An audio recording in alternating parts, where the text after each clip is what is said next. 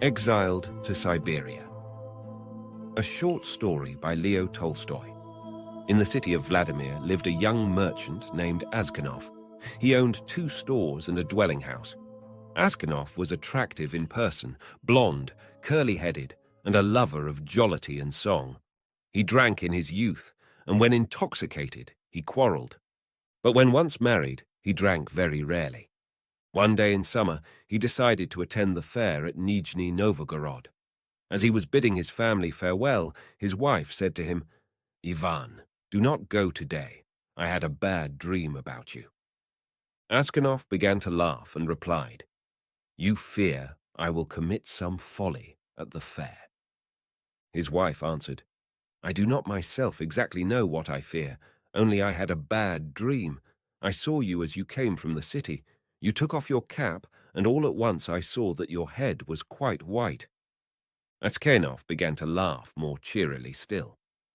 "Ah, well, it is a good sign," he said. "I shall do a good business, and will bring you a beautiful present." So he took leave of his family and departed. Midway in his journey, he met an acquaintance, a merchant, with whom he lodged that night. They drank tea together and went to sleep in adjoining rooms. Askanov was not a heavy sleeper. He awoke in the middle of the night, and to travel more comfortably in the coolness of the morning, aroused the postilion and ordered him to put the horses before the wagon. Then he entered the dim office, paid the landlord, and went away. After having travelled 40 miles, he stopped again to feed the horses, rested himself at the hotel, went out upon the doorstep, and had his samovar prepared. He took a guitar and began to play. All at once a troika with its gong arrives. A state functionary with 2 soldiers descends, approaches Askanov, and inquires of him who he is and whither he is going. Askanov excuses himself from replying, but asks him to take some tea. The official, however, continues to press his questions. Where had he slept the night before? Was he alone with the merchant? Why had he left the inn so precipitately? Askanov, surprised by these interrogatories, related what had taken place, then said, "Why do you ask me so many questions? I am neither a thief nor a brigand. I am travelling on my own business, and no one has a right to question me." The official then called his soldiers and replied, "I am a police commissioner, and if I question you, it is because the merchant with whom you passed the night was murdered. Show your baggage, and you others, search it." They entered the hotel office, took his trunk and satchel, opened them, and in the latter found a knife. The officer exclaimed, "Whose is this knife?" Askanov turned to look, saw a blade covered with blood, and became terror-stricken. "And why this blood on the knife?" Askanov tried to reply, but he could not utter a word. I do not know. A knife. It is not mine," he stammered at last. The police commissioner said, "This morning the merchant was found murdered in bed. No one except yourself could have committed the crime.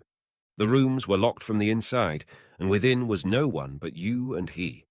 Moreover, a knife covered with blood has been found in your bag. Besides, your crime can be read in your face. Confess at once how you killed him and how much money you stole." Askanov called God to witness that he was not guilty, that he had not seen the merchant after having taken tea with him, that he had only his own money, 8,000 rubles, and that the knife was not his. But his voice was husky, his face had become pale, and he trembled like a criminal. The officer called his soldiers and ordered them to bind him and place him in the carriage. When they had done so, Askanov, with his feet in irons, crossed himself and began to weep. They took away all his effects, with his money, and put him in prison in the neighboring city. An inquest was held at Vladimir. All the merchants and inhabitants declared that Askanov, though he had been in the habit of drinking and amusing himself when a young man, was regarded as an honourable person. Then the matter came before the courts. He was accused of having murdered the merchant Ryazan and of having robbed him of 20,000 rubles. His wife was in despair and knew not what to think. Her children were all small, one of them still at the breast. She took them all with her and went to the city where her husband was imprisoned. At first, they refused to let her see him, but as she insisted, she was allowed that privilege. When she saw him in his prison clothes, shackled, mingling with robbers, she fell to the ground, and some time passed before she came to herself again. Then she gathered her children about her, seated herself by Askenov's side, told him of what was going on at home, and asked him to relate how his misfortune had come about. He told her all, and she asked, "What is to be done now?" "We must supplicate the Tsar," he replied, "for it cannot be that the innocent should be punished." His wife then told him that she had already sent a petition to the Tsar, but it could not have been sent to him, she said. Askenov made no reply and remained overwhelmed. His wife said, "My dream was not in vain. Do you remember it? I saw you with white hair. It will now become white with grief. You ought not to have gone that time." She began to stroke his hair with her hand and said, "My dear Ivan, speak the truth to your wife. Was it not you who killed him?" Askenov replied, "And you also think so." He hid his face in his hands and wept. A soldier appeared. He told the wife and children that it was time for them to go, and Askenov bade his family farewell for the last time. When his wife was gone, he mentally reviewed his conversation with her. Recollecting that she also had asked him if he had not murdered the merchant, he said to himself, "God alone knows the truth. Him I must implore. I will await his mercy." And from that moment he ceased to ask for human aid, lifted up his soul in hope, and prayed continually to God. Askenov was sentenced to the knout and then to hard labor for life. The sentence was carried out. He was beaten with the knout, and when his wounds were healed, they sent him, with other life convicts, to Siberia. There Askenov remained at hard labor for 26 years. His hair became white as snow, and his long grey beard hung limply from his face. All his gaiety disappeared. He began to stoop and to lag in his gait. He spoke but little, and never laughed. He frequently prayed to God. In prison, he learned to make shoes, and with the money thus earned bought a book of martyrs, which he read when there was light in his dungeon. On festal days, he attended the prison chapel, read the Apostles, and sang in the choir. He never lost his beautiful voice. The officials loved him for his docility. His companions held him in high regard, called him grandfather and man of God. When the convicts demanded anything, it was always Askenov who was made to present their request. When the prisoners quarreled, it was again Askenov whom they chose as arbitrator. No one wrote him from home, and Askenov knew not whether his wife and children were still living. One day, new convicts were taken to the prison. In the evening, the old ones asked of the new from what cities or villages they came, and for what causes. Askenov also approached, and with inclined head listened to what was said. One of the new convicts was an old man of 60 years, tall in stature and with a grey, trimmed beard. He related the reasons for his doom. "It is thus, my brothers," he said. "They have sent me here for nothing. I detached a horse from a sleigh. They seized me, saying I stole it. And I replied, I only wished to travel more rapidly. You see indeed that I have let the horse loose. No crime has been committed." "No," they said, "you have stolen it." But they knew neither where nor when I had stolen it. To be sure, I was guilty of misdeeds, which ought to have sent me here long before, but they could never surprise me in the act. And now they have brought me here contrary to all law. Now listen, I have already been in Siberia, but I did not remain here long. "Whence do you come?" asked one of the convicts. "I am from the city of Vladimir. I am a small shopkeeper of that place. My name is Makar." Askenov raised his head and asked, "Have you not heard the merchant Askenov spoken of at Vladimir? Are they still alive?" "Why, to be sure, but they are rich merchants, although their father is in Siberia. He must have sinned like the rest of us." Askenov did not like to speak on the subject of his misfortune. He sighed and said, It is for my sins that I have been in prison 26 years. Makar asked, For what sins? I merit my punishment, responded Askanov simply.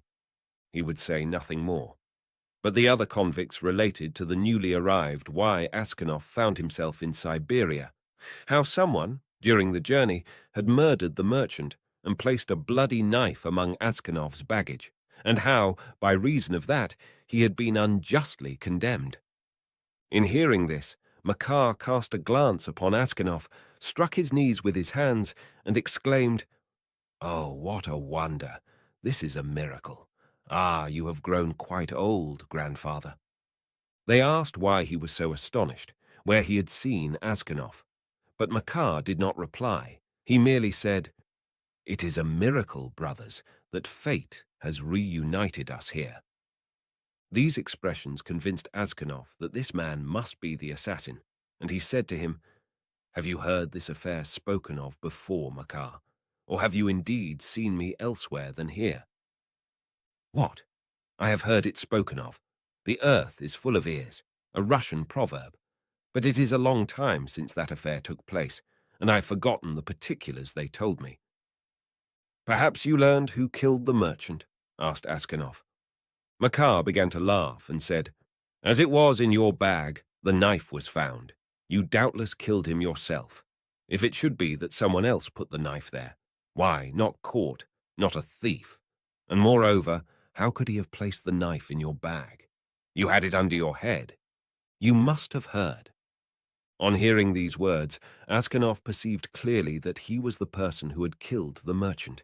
He arose and went away. All that night, Askanov could not sleep. He fell into profound listlessness and dreamed dreams. Now it was his wife he saw as she appeared at the time of that last fair. He saw her still alive, her face, her eyes. He heard her speak and laugh. Now it was his children who appeared to him as they then were, all small, one in a fur cloak and the other at the breast. He saw himself as he then was, young, lively, seated, and playing the guitar on the doorstep of the tavern where he was arrested. And he was reminded of the infamous place where they had whipped him, of the executioner, of the crowd round about, the irons, convicts, and of the 26 years he had spent in prison. He thought of his old age, and a desire to take his own life seized upon Askanov. And all this on account of that brigand, he thought. He felt such a passion of wrath against Makar coming over him that he would have been willing to perish that hour could he be revenged upon him. He prayed all night without being able to calm himself.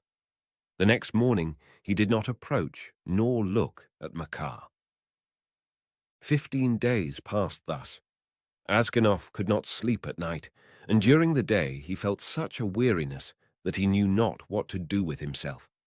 One night, as he was walking up and down in the prison, he perceived that earth was being thrown from under one of the planks used as a bed.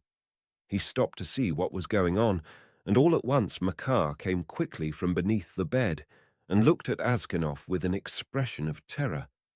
The latter wished to pass on so as to avoid looking at him, but Makar seized him by the hand and told him how he was digging a tunnel under the wall, how he was in the habit of filling his boots with the earth thrown up and emptying it in the street every morning when they were taken out to work. He added, Only keep quiet, old man. I will take you with me. If you expose me, I will be whipped to the last extremity, but you will pay for it. I will kill you. Looking at him who had ruined him, Askanov trembled with anger. He drew away his hand and said, I do not desire to escape, and you will have no need to murder me. You have already killed me a long time ago. Whether I shall expose you or not is for God to decide. The next morning, when the convicts were taken to work, the soldiers noticed that Makar emptied earth from his boots. An investigation was made in the prison, and the tunnel was discovered. The overseer came and demanded to know who had excavated it. Everybody denied all knowledge of the matter. Those who knew did not wish to betray Makar, as he would be whipped half dead for his offense. The chief then addressed himself to Askanov. Old man, he said, you who are an upright fellow, Tell me who has done this." Makar remained impassible, looking at the superintendent without turning toward Askanov. As to the latter, his arms and his legs trembled. He could not say a word. "Shall I remain silent?" he thought. "But why pardon him, since it is he who has ruined my life? Let him pay for my tortures. Shall I speak? True, they will whip him nearly to death, and if it should not be he, if he should not be the assassin I suspect him to be, and then would it be any solace to me?" The chief repeated his demand. Askanov looked at Makar and replied, "I cannot tell, your highness. God does not permit me, and I shall not tell you. Do with me as you please. You are master." Notwithstanding every effort of the chief, Askanov said no more. Thus it was that no one knew who had dug the tunnel. The following night, as Askanov was reclining upon his plank bed trying to sleep, he heard someone approach and place himself at his feet. Through the obscurity, he recognized Makar. Askanov said to him, "Have you still further need of me? What are you doing there?" Makar remained silent, and Askanov raised himself up, saying, "What do you want? Go away, or I will call the watchman." Makar hung over Askanov and whispered in his ear, "Ivan Askanov, forgive me." "Why? What should I forgive you?" "It was I who murdered the merchant, and I put the knife in your bag. I intended to kill you also, but someone made a noise in the yard. I placed the knife in your bag and escaped by the window." Askanov remained silent and knew not what to say. Makar slipped from the bed, prostrated himself on the earth, and said, "Ivan Askanov, pardon me. In the name of God, pardon me. I will declare that I killed the merchant. They will set you at liberty, and you can return home." And Askanov replied, "That is easily said. But I have suffered here too long. Where should I go now? My wife is dead. My children have forgotten me. I have nowhere to go." Makar, still prostrated and striking the earth with his head, said, "Ivan, pardon me. If I had been beaten with the knout, that would have been less painful than sick to see you thus, and you still had pity on me. You did not expose me. Pardon me, in the name of Christ. Pardon a wretched malefactor." And he began to sob. Hearing Makar weeping, Askanov himself also began to weep. "God will pardon you. Perhaps I am 100 times worse than you." And he felt a sudden joy flooding his soul. He ceased from that moment to grieve over his home and no longer desired to leave his prison. He thought only of his last hour. Makar would not listen to Askanov and declared himself the guilty one. When the order came to restore Askanov to liberty, he was already dead.